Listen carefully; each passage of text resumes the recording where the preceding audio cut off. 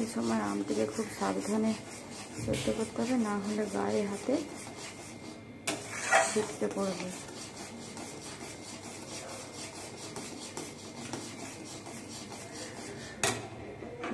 চিনিটা এখানে দিয়ে দিলাম,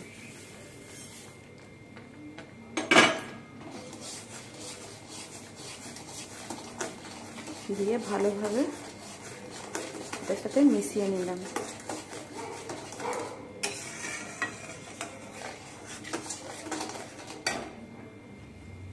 এই সময় আপনি চাইলে ফুড কালার ব্যবহার করতে পারেন।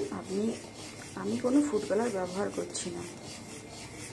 এটাকে ভালো করে এভাবে 5-7 মিনিট ধরে ফুটিয়ে নিতে হবে। খুব সাবধানে এই সময় এটাকে আস্তে আস্তে নাড়াতে হবে।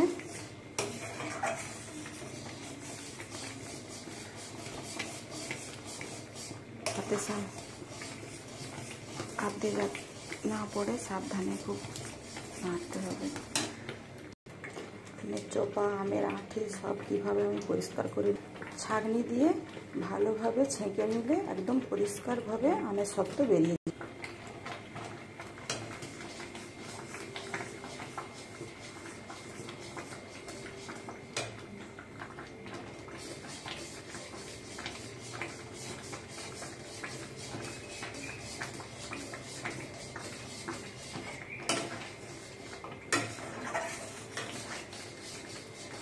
দূরে দাঁড়িয়ে এই কাজটিকে করতে হবে, না এভাবে টকবক করে ফুঁকছে এটা গা হাতে ছিটকে পড়তে পারে, সেই জন্য দূরে দাঁড়িয়ে এই কাজটি করতে হবে। এই সময় আমি এখানে 2 চামচ আন্দাজে ভিনেগার দিয়ে দেব, তাহলে জিনিসটা নষ্ট হবে না, অনেক দিন পর্যন্ত আপনি সংরক্ষণ করে রাখতে পারবেন।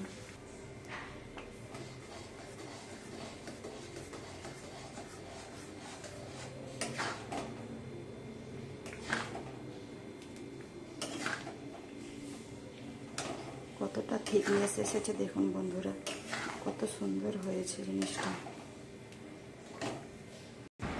এখন এটিকে ঠান্ডা করে নিতে হবে ভালো করে। ঠান্ডা করে তারপর কাঁচের বোতলে রাখতে হবে। বাড়িতে আত্মীয় স্বজন আসলে তখন আপনি চট করে দিতে পারবেন। আর এটি শরীরের পক্ষেও খুব উপকার, পেটের পক্ষেও খুব উপকারী।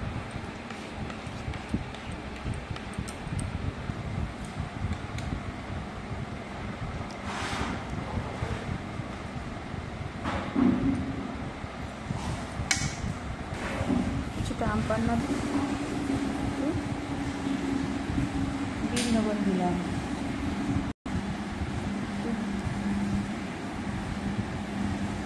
জিরা গুঁড়ো দিলাম, ভাজা জিরা গুঁড়ো, জল দিলাম,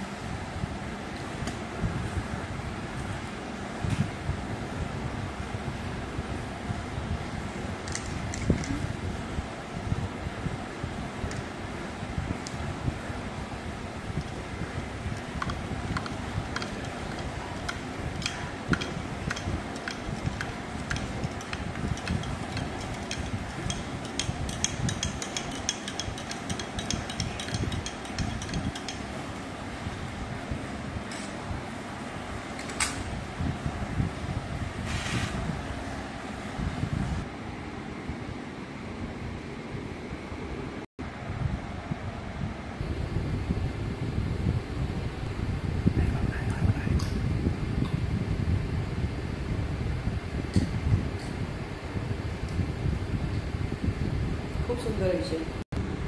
একবার বাড়িতে বানিয়ে খাবেন, খুব সুন্দর হয়েছে।